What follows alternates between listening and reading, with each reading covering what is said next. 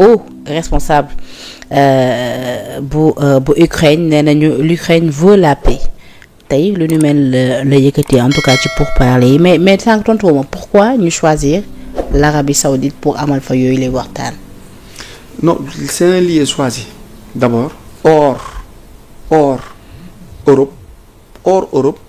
pour régler le problème parce que ça va te permettre en même temps de parler avec Ben Salman su ngeen paree suñu paree bu Trump paree ci waxu Europe bi mën na xëccaale Ben Salman nank mu ñëw mu teg la ko mu toog gis nga cette famille saoud là est protégée par Mossad benn corps de service secret la bu Israël Mossad boobu noonu moo créé Hamas entité la buy revendiquer pour l'indépendance de la Palestine foofu moom xam naa ñu bari duñ ci jubóog man parce que ñu bari jàpp na ne Hamas ay palestiniens lan alors que ay israéliens lan Mossad moo leen créé Mossad moo yor sécurité Ben Salman moo yor sécurité Arabie Saoudite mas ngeen dégg Israël bombardé wala mu xuloog Arabie Saoudite te chaque jour ngeen dégg Arabie Saoudite sotle Israël pour mu dóor Palestine palestinien di musulman saoudien di musulman moo tax iranien du juboo ak saoudien Iran du ñu juboo ak Arabie Saoudite parce que xam nañ ni ñoom duñu ay saoudien moo taxoon ñu defoon benn attentat similé mooy màkk gri ba daanu woon xoolal ñi ci ëpp ñu dee woon c'était des iraniens ba Iran porté plainte Arabie Saoudite au niveau des Nations Unies pour ñu def enquête lan moo tax accident am mais ñi ci ëpp ñi dee ay iraniens lan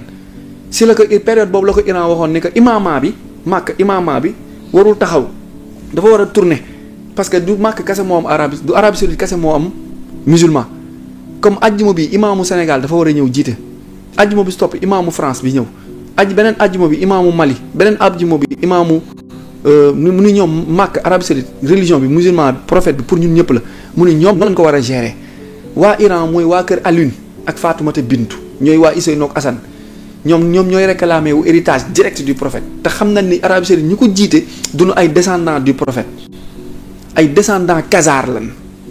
mooy famille maçonnique illuminati bu mag boobu noonu di dominer àdduna bi ñoom loolu lañu nekk di xeex Trump bu demee day weñ seen loxo ñoom tamit parce que moom mission mook Poutine mooy jubbanti par force teg alliance patriotique mondiale léegi ngalawaay ñun Sénégal bu ñu raté parce que bu ñu ko raté en 2029 on va tomber.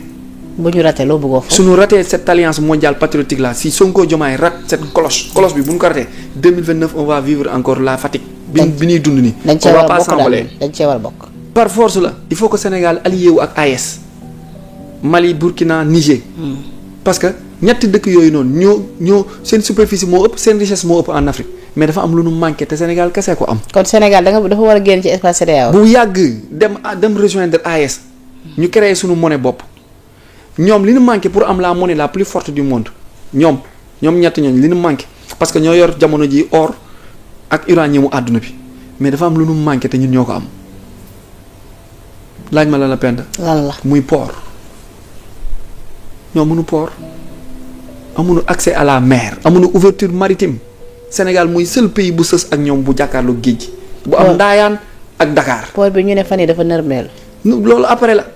tey bu Sénégal allié woon à AES ñu tàllal zone Sahel boobu noonu ngan di mur la ñuy créer foofu noonu état bu puissant lay doon confédération bu am doole lay doon boobaa ñu am suñu monnaie bopp.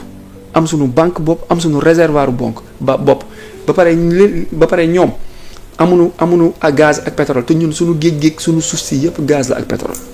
kon daal mais fi ñuy dooree mooy ñu intégré wu déjà ci li nga xamante ni moom. bis boo intégré Sénégal day indi gaz bi ak pétrole bi yëpp bi. Maroc ak Burkina ak Niger tour seen oru àdduna bi ñu contrôler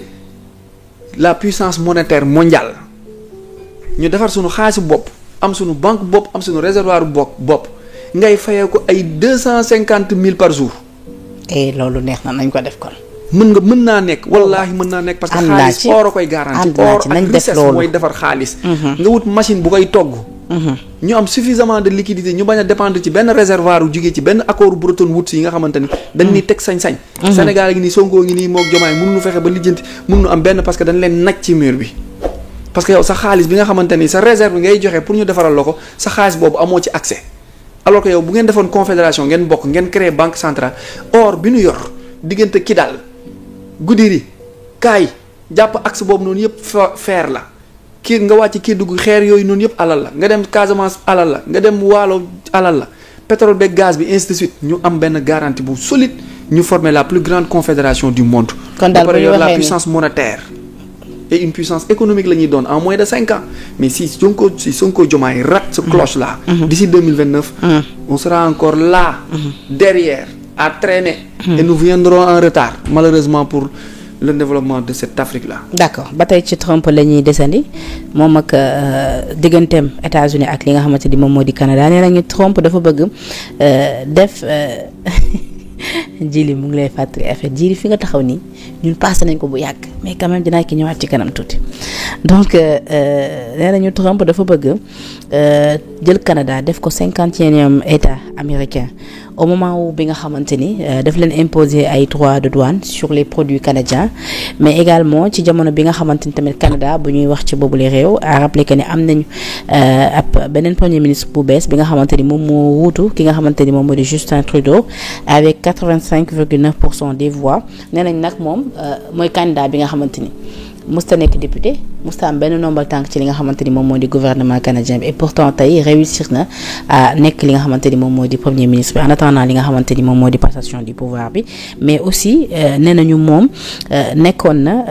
am na expérience li nga xamante ni plutôt ci li nga xamante ni moom moo di doxalinu ONU ndax ONU mos nañu ko yónni comme envoyé spécial pour le financement de l'action climatique est-ce que da nga jàpp ni déjà poste boobu mu occupé woon ci ONU moom moo waral tey ji nomination mu yomb mais aussi li Donald Trump bëgg ci jël Canada def ko li nga xamante ni moom moo di 51e état. ONU CIA FBI ak OMS ak ñoom ñëpp c'est des organisations maçonniques comme na ma ko waxee woon ma jaaraat ci. ñoom ñooy former seeni nit ñooy teg seeni pion. Trudeau ci ñoom la bokk descendant Khazar la mooy ñi dominer àdduna bi jamono ji Trudeau mooy premier ministre Canada cousin wu Macron la cousin wu Angela Merkel la cousin wu Obama la cousin wu Joe Biden la c'est une même famille ñoom ñëpp ñoo bëgg téye gérer l'économie du monde kenn ku ne fa nga tollool dëkk ba nga ne yaa fay jiite les élections on les trucs élection dañ koy truquer dañ koy voler dañ koy sàcc bu ñu wax ni sàccum élection amul képp ku la wax ni élection kenn mënu ko sàcc dafa xamul les algorithmes ak les machines ordinateurs quantiques ak les machines dominion yi fi ne mais bu ñu ko xamoon xam na ni on vole toutes les élections et il y a jamais eu d'élection il y a toujours eu de sélection élection ça n'a jamais été libre dans ces pays-là il y a toujours eu une sélection maquillée que la population ne se rende même pas compte que lii c'est une sélection maintenant Trump day def discrète day lancer benn pic il est très fort en diplomatie surtout il est entouré par l'armée patriotique américaine dafa ay ci diversion la dafa ay ci diversion da lay lancer benn pic toute l'information mondiale tourné ci pic boobu noonu mu def contre courant mais comment récupérer Canada di ko teg te Canada bokk en ENA alliance kii nu tuddati waay espace nord américain entre Canada États-Unis Mexique. pourtant ñu forme plus de 21 millions de kilomètres carrés. pourtant McCartney bi tamit wax na monsieur parce que nee na Trump États-Unis fu mu ne dañoo bëgg nangu seen ndox nangu seen ay ressources nangu lépp lu nga xamante ne en tout cas Canada moo ko moom. parce que ki jiite Canada ci famille boobu la bokk comme Zelensky comme Ben Salman comme Netanyahu bu Israël. ki jiite Canada waaw Trudeau. premier ministre canadien. famille Khazar la bokk. moom tamit ci Khazar gi la bokk. ci ñi famille gi yaatu na nag. ñoom la léegi loolu dañuy weñ loxo moom tamit parce que moom mooy ki ko gën a jege ki mu war a régler comptam comme Ukraine ni mu jegee Russie ñuy régler comptam noonu la Canada jegee États-Unis laajal Sénégalais yi nekk Canada léegi ak ñi doon dem Canada laaj leen ndax dem beeg dikk bi yomb na comme ni demum Canada ni mu meloon 3 ans yi passé laaj leen ndax 2025 bi ku mu neex dugg Canada wala ku mu neex liggéey. laaj Jibi Sarr Thioni laaj leen commencé nañ restreindre parce que waa ji commencé na teggi tànkam financement yi ñu leen doon jox ak xaalis bi ñu leen doon pompé yi ñu leen doon jox muy dérouler programme am yëpp commencé nañ di ko weñ ma ngay commencé di tar parce que ñi ngi jubal du Sénégal bi ñëwee USAID danoo dindi suñuy aide non. te pourtant ñun suñu yoon nekku ci mais organisation bi ñu seqoon. moo doon jël xaalis bi di ko alimenter ay guerre ak ay kenn xamul. ñun ñu arrêté aide USAID yëgu na wa ñun